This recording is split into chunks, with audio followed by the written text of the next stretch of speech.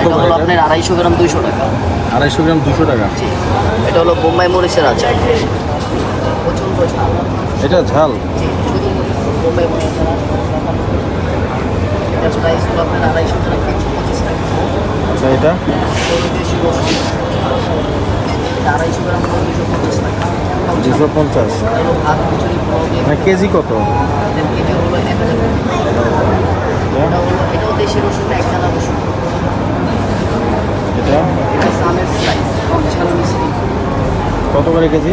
এটা কেজি হলো 900 টাকা। এটা এটা হলো আমলকি গাছ, এটা এটা হলো সরিষা জলপাই।